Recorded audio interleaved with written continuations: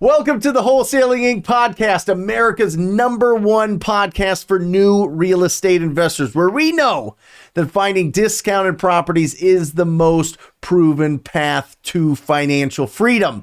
I am your host, Brent Daniels, Mr. TTP, Mr. Talk to People, and I am telling you this with all certainty.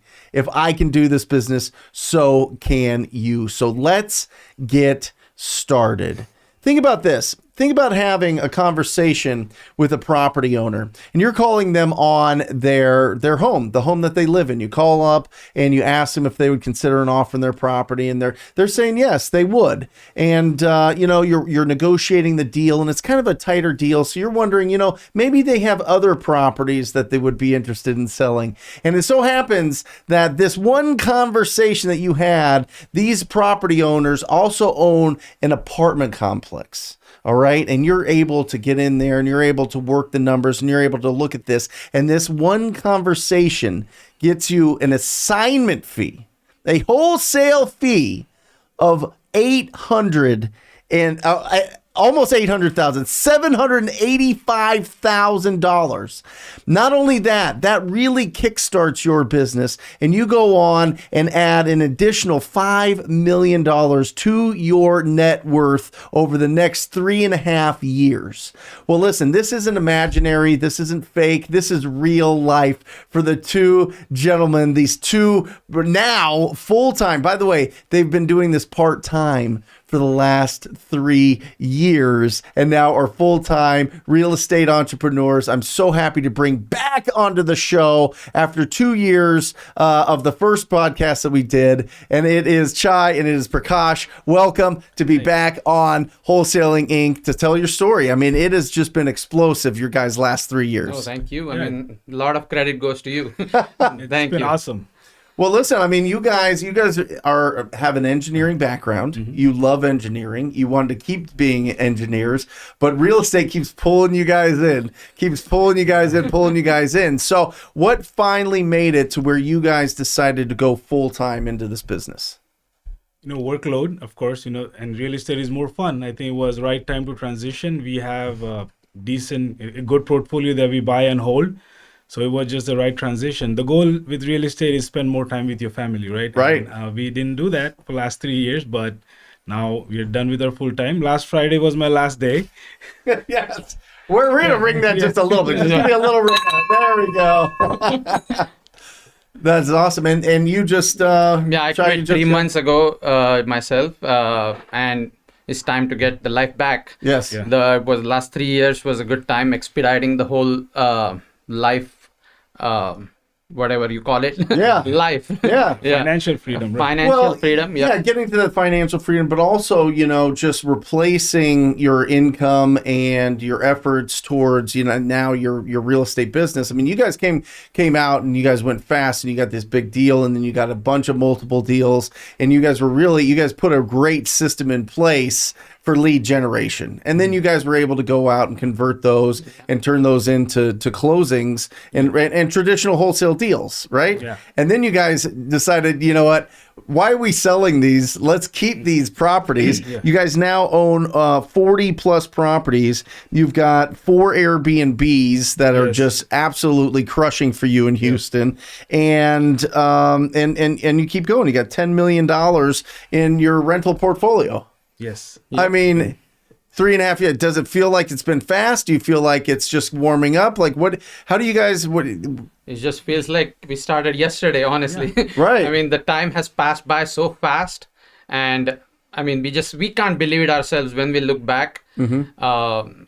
And when you said about systems, I mean, now is our time to actually set up those systems. All these 3 years was just our core values and the partnership we have, like the level of sync we always, like the synchronization we have between us, that has helped us get there. I love it. Now, I just think this is a beautiful example. I talk about on this podcast that wholesaling is the foundation, right? Wholesaling is just the art of finding discounted properties. And once you can do that, you can go into so many different areas of real estate investing, right? And building your portfolio, doing these Airbnbs, doing some fix and flips, doing whatever, developing or lending on properties, or building a fund to buy more properties. I mean, it's so exciting what you can do, but it starts like where you guys started with finding the discounted properties, And right? just one more thing to touch on based on besides what you mentioned about Airbnb. Of those 40 properties, we have leads and deals that are just from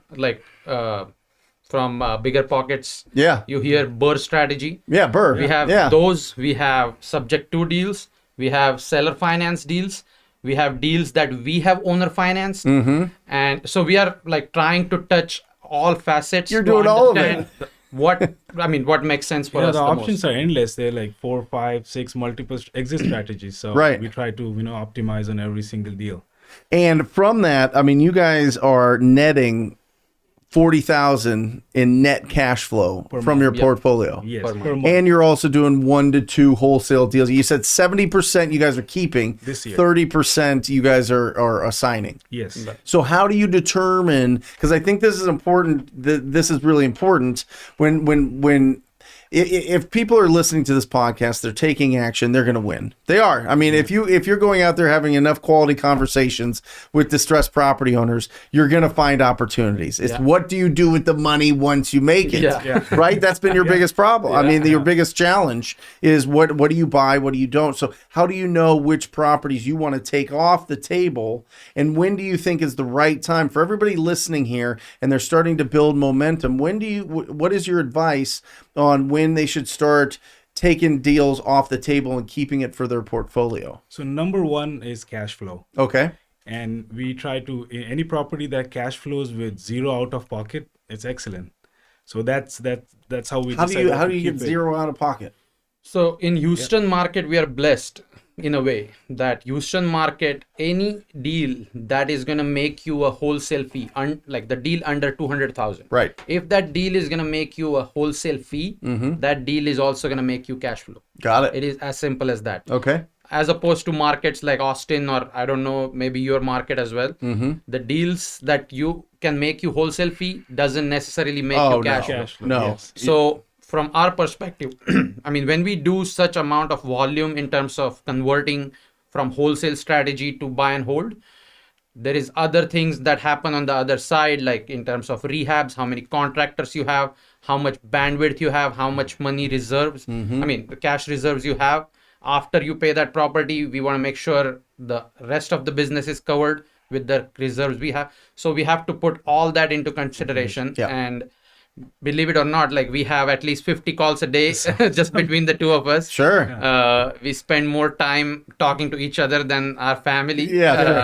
That's why I mentioned about systems. Once those systems are in place, things will change. We'll get But how do you get into a property with none of your own money? So we buy all of the properties cash. Okay. They are typically 50, 60 cents to $1. Okay. Buy them cash, and we kept our jobs because we are trying to build our company credit. That was the most important part. We kept our jobs. Now lenders love us. So this is an interesting point, because as soon as you go into like a 1099 situation, or you go into an LLC where it's a pass through, you have to have 2 years of that before. And entrepreneurs, we're trying to keep our taxes as low as possible and write off as much as possible. So it really restricts our buying power when it comes to getting conventional loans. Right. So you guys kept your jobs to keep the income so that it looked good to be able to I assume you refinance. So you would close them with cash.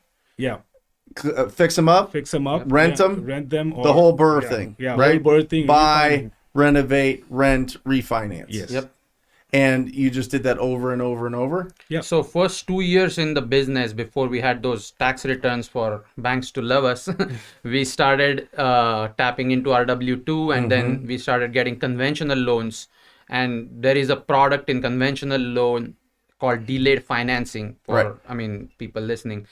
So if you buy it cash, you can go to the bank, or the conventional lender next day, I mean, if the property is ready to go or Right. after fixing it, and ask for a delayed financing product, and that can put up to the amount of cash you put in to purchase, or 80%, I'm sorry, 75%, whichever is lower. Yeah. And that's how you get zero out of pocket, because a lot of times you're buying below 75%. I love it. Yeah. All your cash is out. Right. So, Well, here's the key to this.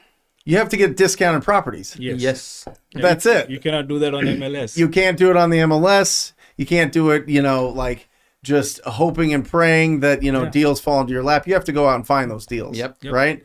And so you're finding these discounted properties. You're getting the conventional financing. Now, the what was going through my head as you're talking is, okay, well, so somebody starts out wholesaling and they start building some momentum and they start going full time and they've got a couple years so that they can get these loans. How much do you think should be set aside? Because you guys are talking about most of these properties are under 200,000, Yeah. In our market. right? In our For market, cash flow. Yes. And that's pretty much that's pretty much all the way around. I mean, unless you get into multifamily stuff. Yeah, but yeah. We're talking single family here. So how much do you think that people should set aside for this type of strategy so that they can buy them cash and then refinance? You know what I mean? Yes. So, I mean, in my opinion, they don't need all cash to buy it cash. Right.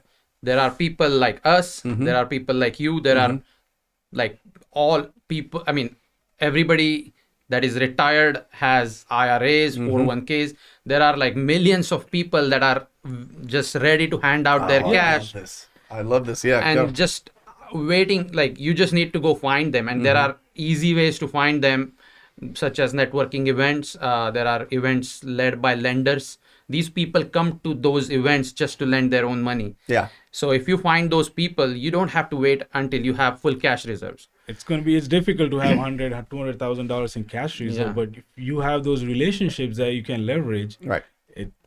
you can use those and give them decent returns. When we run out of cash, sometimes we have 10, 12 properties that we buy cash, and then at that point we go out to Get that money. get that money from outside investors for 3 months, 6 months at a pretty decent. And these are not hard money loans; these are private investors, very Right. reasonable. What do you offer them?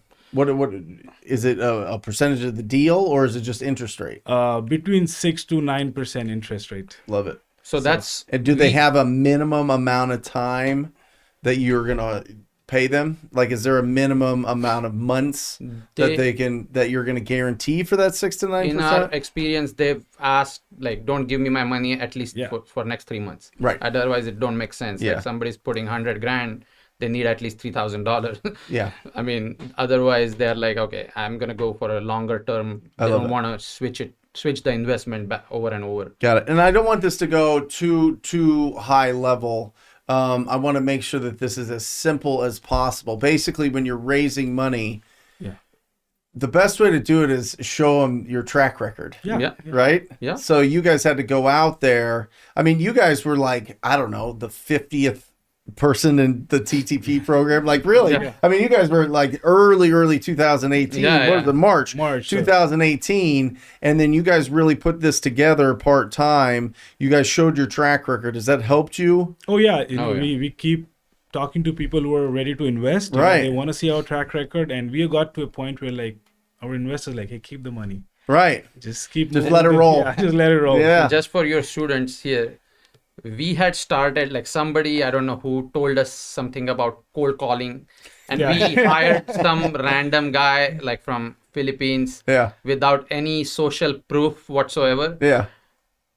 First call, like number one call he made Yeah. us $35,000. Right. First lead Yeah. ever. Like, first Yeah. lead ever. Yeah. And we were like blown away.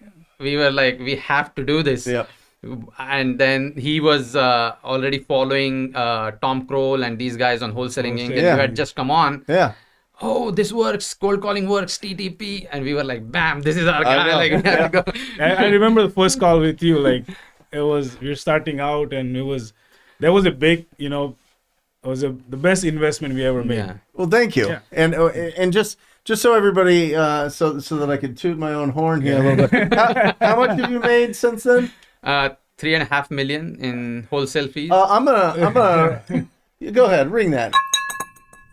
$3.5 million since that day. I mean, absolutely incredible. It's not rocket science. It truly isn't. It's just making sure that the engine of your business, the lead generation of your business is really running. And you guys have done, once you get to the success that you guys have had, it starts getting to the point. Now, I'm having this conversation more and more because, I've been coaching now for 4 years, and a lot of the people are very successful. And so they're now at the point of transitioning to how do we really build this into something bigger and do some incredible things. And it's raising funds, right? You guys have done. We'll talk about that in a second. But it's also, I think that the perfect blend for this business is 50% referrals, 50% just regular lead generation, right? Yeah.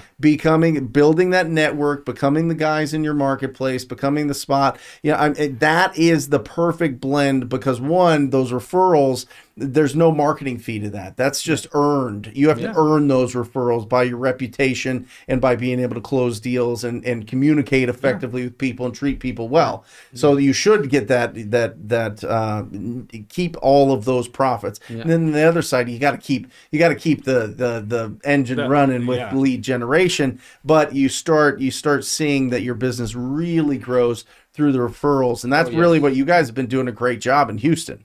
Yep. I mean, you guys are starting to really build an incredible network to buy deals. I mean, you guys are now the cash buyers, right? Yeah. Talk to me about that. So, like you say, right? Add convenience and speed to sellers, but it's not just sellers. There are other wholesalers, right? They work hard, and it's hard acquisitions and dispositions. So if you can provide them convenience, even to other wholesalers, and speed and close their deals, it's a win-win for everyone. I love it. So we close our deals. We partner up with a lot of other folks from TTP and also Sub2 team where we buy their deals. We close with our funds or our investors, and it's better for them, fast, and they can move on with their next deal, and it helps everybody. I love it. I love it. So because we're kind of halfway into this this conversation, give everybody, how do people get a hold of you? How do they come into your world if they want to add you to their cash buyer database, or just come to you directly and see if you want a deal that they're looking to sell? How do they get a hold of you? What's the best way? They can find us on Facebook. We can put a link on your podcast. They can find me on Instagram. Okay. And the best way to reach us is email address for our company is info@stepuphomebuyers.com. Stepuphomebuyers.com. Yep. I love That's it. the best way, and then we can go from there. Make sure add a subject TTP. Yeah. TTP, add the subject TTP so they know where they're coming from. That's awesome. That is awesome. So, okay, so you guys have put together. How are you guys? What does your team look like then? So it started off just you two guys, and then you hired a caller, and then so what does it look like now, 3 years later, or I guess 2 years later from our last? I'll let him talk about the acquisition, then I'll talk about. So we are very cautious on our cost control. So our team we like to be efficient. So right now we have 2 full-time cold callers. Okay. And they both work 40 to 40 hours each, and they also do texting. What's the blend there? Is it half day texting, half day calling? I would say an hour of texting. They send a couple of thousand texts in the morning, and as they come in, they respond to the text. And as they're calling? Yeah, as they're calling. Keeps them busy the whole time. So no extra cost. I love it. Where'd you find your callers? Philippines. Okay. Yeah.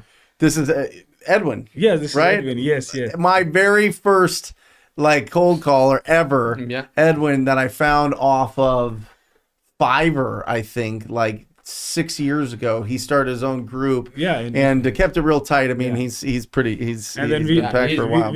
You're one of the first callers now with us for 2.5 years. Yeah. Small world. Well, I'm telling you, one of my callers is now yours. 2.5 years you've had her, right? And when you find somebody great, you got to keep them. I mean, it's how much has she made for you think? I think it's at least over $500,000 from her leads that have come in. And then, people shuffle between callers, but the first 3 months you got to train them, and, you have to give them enough time so they can start producing. You have to be patient with anybody, anybody who want to hire and scale. You have to be patient with your new hires. I mean, they can't and if you just keep checking on them every second and micromanage them, they will not have the freedom to No. grow and be creative with their job. They won't blossom. They'll think that they're always going to be looking over their shoulder. Am I going to get fired? Are they going to get rid of me? Because there's so much turnover with phone prospectors that if you really build a relationship, let them know. We do weekly meetings and we just let them know where their leads went, what we need, if we need more information from one lead to another. And it's been great. I mean, they love it. They love seeing when we're like, remember that gal you talked to and she was, she got injured. She couldn't keep up with her rental property anymore. Well, we did this and this and this, and she feels so great, and you wouldn't believe how happy she is. And they feel that, they're part of that. Yeah. You know what I mean? The most important is you set your team up for success. Oh yeah. It comes back to you. Yeah. Yeah. Well, and I think that's an important point that a lot of people I think often look is get them really good data. Right? Really good phone numbers that are accurate and freshen up their lists. Yeah. Keep their list fresh. Yeah. Like get them, don't have, your callers go through a list 6 to 20 times. Yeah. They're one, not going to talk to very many people, but two, they're just going to get bored. I mean, they're just going to get tired of it. So during probably halfway through our time with the whole business, we decided to put our callers on the follow-ups as well. And that has worked like an quite acquisition a bit. manager? Not really. So the acquisition managers, anywhere there is like a 6 to 8 month follow-up, then the lead goes back to the callers in our case. Love it. So we closed a deal from one of the follow-ups probably 7 days ago. And it was 2.5 years later, the lady calls me and tells me that your girl has been calling me every week or every other week, whatever. 2 times, back to back 2 times. I would I would hang up her call every time, but that kept me going, and then that's how I'm calling you back. Wow. So she wouldn't even pick up? There was no conversation for 2 years. Only missed calls. Wow. Incredible. It's amazing. So if you work with your team well, set them up for success. They're always motivated to follow up. They don't kill the leads. They just keep moving. Yeah. Love it. And so that would have been 40 grand assignment. If we sold it. But you kept it. Yeah, we kept it. Yeah. So that's our cold calling and texting. We have our PPC lead, which is outsourced to AdWord Nerds. They do very well. AdWord Nerds. Nerds, yes. Okay. So they handle our PPC marketing. Okay. Google has been our best so far. For a pay-per-click instead of Facebook. Yeah, and so Facebook has not been that good. Right. So we stopped Facebook. So it's mostly Google and 20% I would say Bing. Got it. Interesting. Yeah, Bing's an interesting one. Never got much traction from it, but I don't think we put too much into it. We've been doing more and more web. We were talking about, you guys are here in the office, so you saw my team meeting here on Fridays that we do, and it's like we're about 50-50 with Facebook. We're having better luck with Facebook than you guys. It sounds like, but Facebook's a wild card. They're always changing. And depending on your market too, we probably don't have many people using Facebook for all we know. Right. And the ones you're using, they're just window shopping. Yeah. Love it. So our acquisition team is, we have me and one more person. So it's 2 full-time acquisitions. Yep. So my job is literally to get the person started, right? They will set it up. I'll go there, help them, at least sign 4 or 5 contracts before we leave them alone. And then that's how you train them. Yeah, that's how we train them. So they're shadowing you 4 or 5. It's like an apprenticeship. Yeah, first 10 appointments, I will take the lead. And then after that, I'll stop talking. I'll just be there. Nice. To teach them how to handle the objections and then we leave them alone. Love it. How did you find your acquisition manager? We post ads on Indeed. We have a live ad there. It's always there. Yeah. Really? It's going, And then we also have, some of our TTP friends who we collaborate with them. They called our market and we have no issues going with, to check their houses if they want to market in Houston. Yeah. So we do that. We have some other, couple of other partners that we help them close. So they're not, you can say they're part-time with us, but they have their own wholesaling businesses. Got it. Yeah. But you're like the buyer, or you're just making sure that they're getting it at the right prices? So it's a combination of everything, because we have pretty much worked in every neighborhood in Houston. We know what we can sell it for.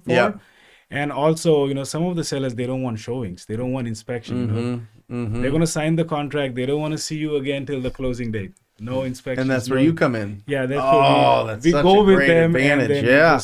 we buy it, close it. We don't need to go there again. Yeah. We do the same thing here. Yeah. If it's just a fantastic deal and the seller, for whatever reason, the best route for the seller is to not have anybody else come through, but they do want to sell it, we'll just close it. We'll just fund it, done, boom, help them move, transition, and then we'll put it out there. We've been doing that more this year than ever Yeah, before. exactly. I was going to say that, like with Because the of COVID, I yeah. think. And the market is also competitive. Yep. Yeah.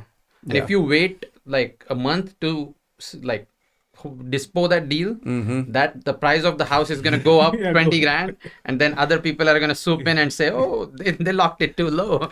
So let me tell you. So we have 2 deals that we took down, and these are both going to be over 6 figures. Well, they started off about 70,000, right? Yeah. And I have a buddy that does all the renovations for the Zillow properties that they buy. Okay. So it's like real quick, carpet paint, that type of thing. But he's real slow. I mean, listen, when they're contractors, and you guys can, when there's contractors, there's 3 factors, all right? There is speed, there's quality, and there's cost. Yep. You get to pick 2 of those. Yeah. That's it. You only get to pick 2 of those. So he's not very fast. The quality's decent. The price is good. And it's like slowing it down. And I'm like, you know what, guys? If we just drag this out a little bit, I mean, each month we're making $10,000 more. Like, what do you guys? They want to make sure it gets done this year, and I get it. But it's been an advantage. It really has in this market. I mean, it's different if things flip or when things flip to more of a traditional even market or a buyer's market. But when it's a seller's market, you can afford to hold on to these properties a little bit longer. Yeah. Yep. You're gonna make your money back. That's it. Like on that same line, like in terms of our team, like what he mentioned, like the whole acquisition, I mean, a lot of it, I mean, acquisition is very important aspect. Otherwise, nothing else like makes sense, right? But now all these properties and the strategy and the life we have chosen to live with the amount of stress that adds because of like adding like and holding these properties. Yeah. Now we have to worry about what to do next. Like we need lenders, we need contractors, we need private lenders, we need project managers. So since last year, we have partnered up with one of our friends, Joel. He has his own contracting company, and he's been going out there finding subcontractors for us. So just those 3 things, like you said, quality, cost, and speed. So we have been focusing a lot of our attention on cost. Yeah. For now. Yeah, sure. But now the next step we are going to, you would think it's quality, but it's speed.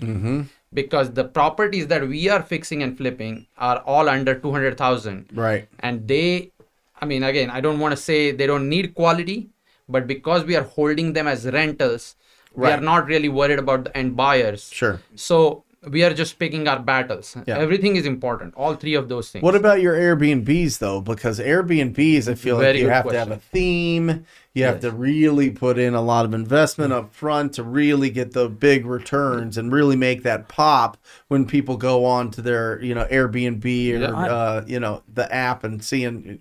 Do you guys do that? So we're very picky on what we keep, the location and the pool and then it's if you're starting out Airbnb, it's awesome, and people talk about $15,000 furniture, $20,000. You can spend some time. There are ways to get cheaper. We furnish all our properties under $5,000. Wow! How? Yeah, it's furniture only. Furniture, like right? Furniture. It's there are a lot of online sources. I Amazon. spent $5,000 on a couch. What are you talking about? It's the one. We have a property going online next week. Yeah.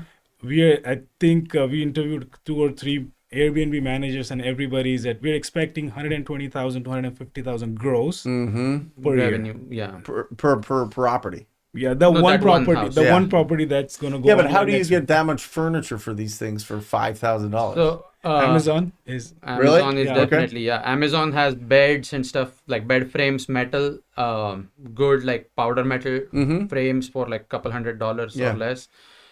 So I mean, I was gonna say that I'm gonna answer that question and then contradict myself. Okay. So the first property we did, So like he actually pointed out very important factor that there are two things about Airbnb. One is location or pop.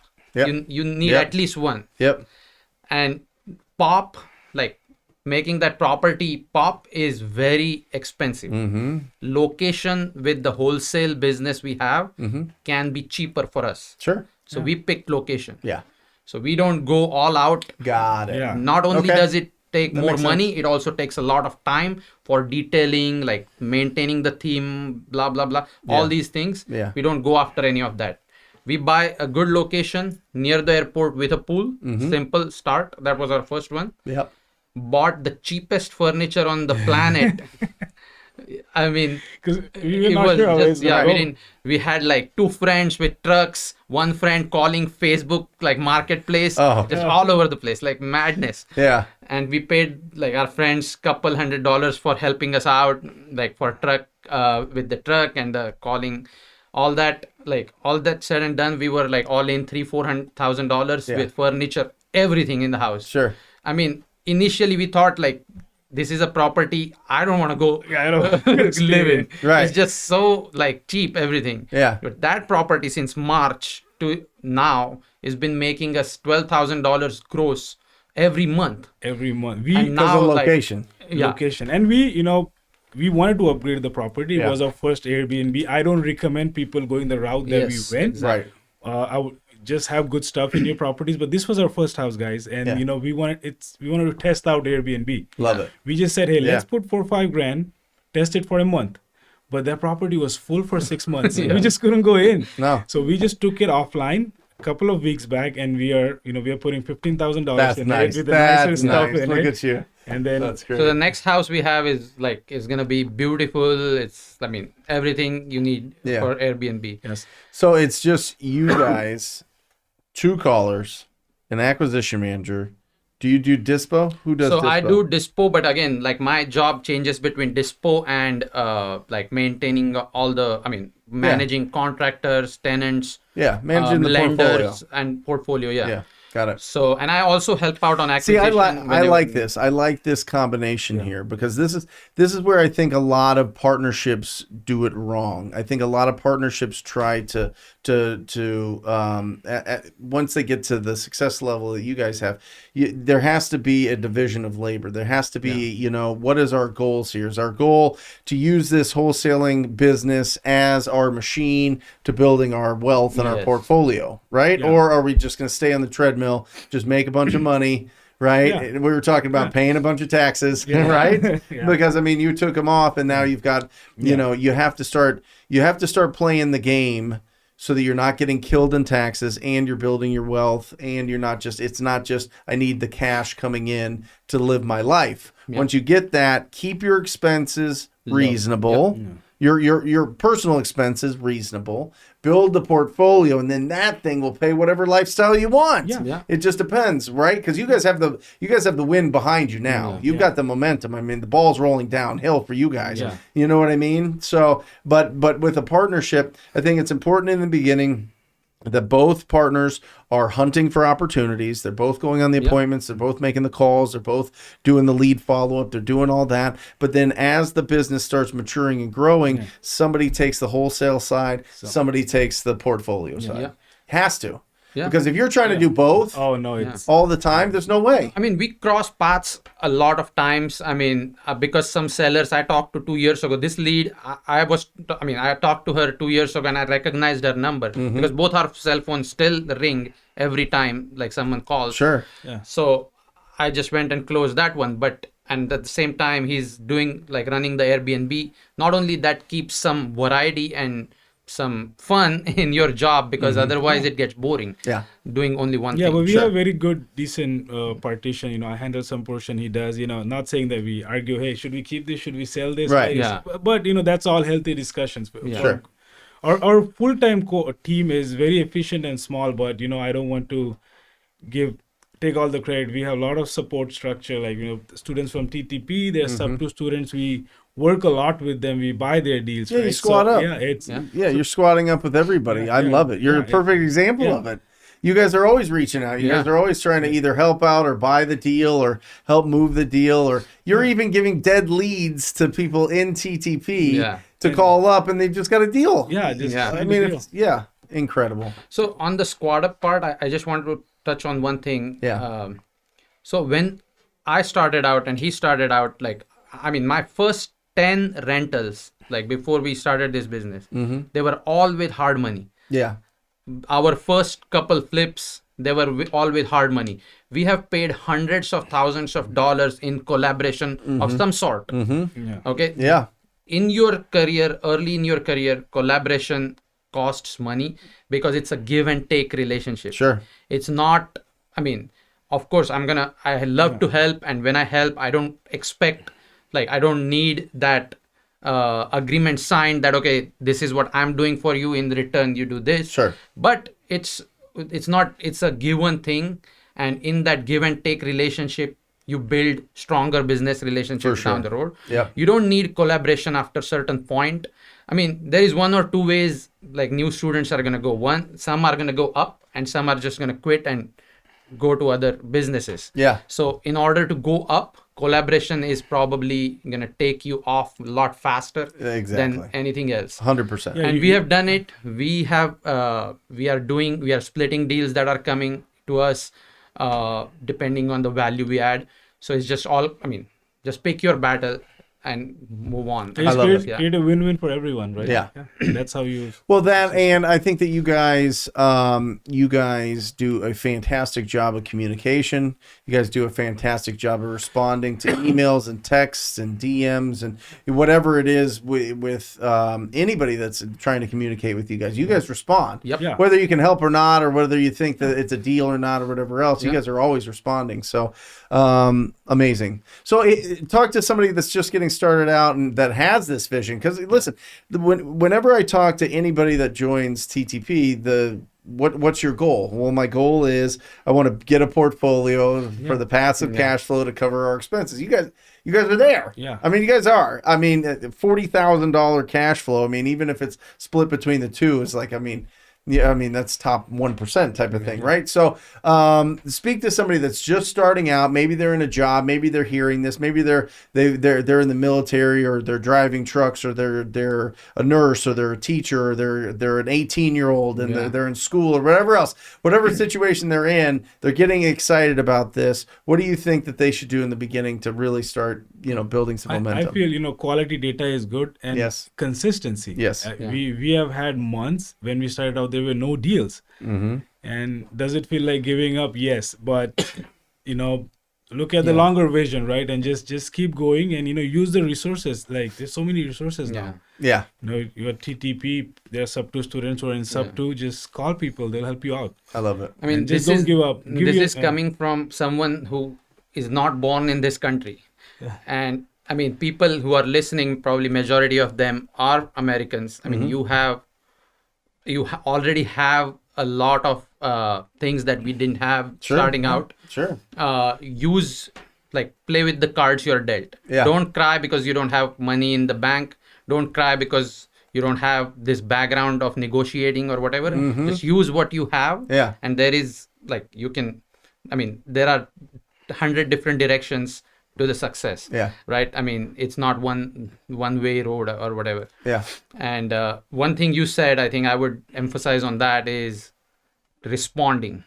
I think that is the single most important thing in this business, or any business for that matter, especially real estate. If you don't respond to sellers, if you don't respond to buyers, if you don't respond to your partners, it's just not going to work. It's just not going to work. Hey, like, we text you and you always respond. Of course. Of course.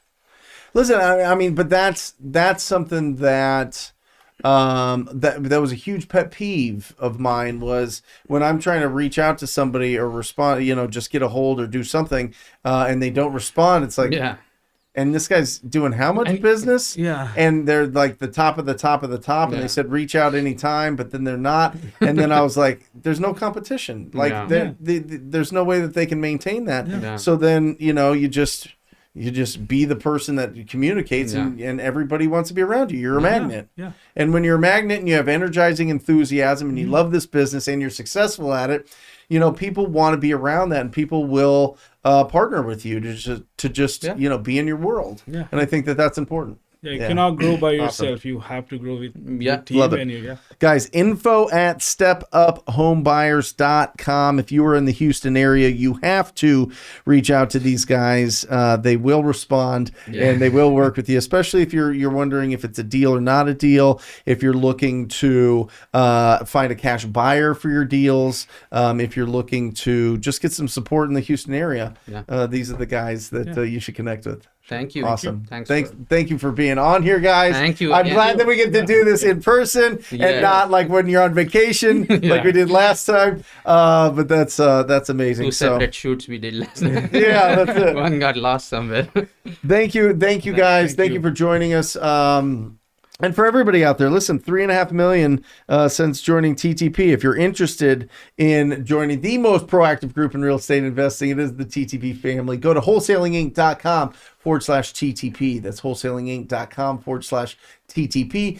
Scroll down, check out what it's all about. Check out all the success stories. You're going to have to scroll for a while. If it feels good in your gut, sign up for a call. And I look forward to working with you personally and bringing you into the world of this whole TTP family. So, anyway, that's it. If you're interested in that, wholesalinginc.com/TTP. And that's it. What a great interview. I mean, just an inspiration, guys. $10 million in portfolio, 5.5 in equity. I mean, just 40,000 in cash flow. It's everybody's dream. And you guys are just, this is 3 years. Yeah.